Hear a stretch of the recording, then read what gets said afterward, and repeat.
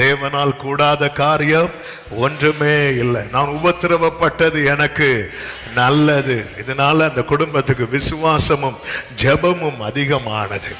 ஆண்டவரை முழுசா நம்புங்க.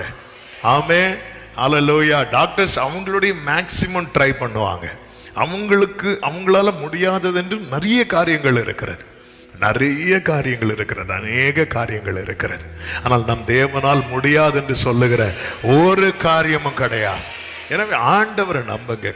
வேதம் சொல்லுகிறது, கர்த்தருக்கு சித்தமானது அவர் கையினாலே வாய்க்கும். ஆண்டவர் சுகம் தரணும்னு சித்தம் வச்சுட்டாருன்னு வைங்களேன், அவர் தந்துடுவார்.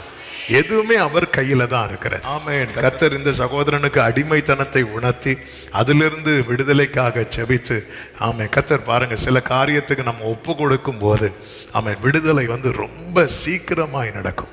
சங்கீதம் 81 கர்த்தர் அப்படித்தானே சொல்லுவார்.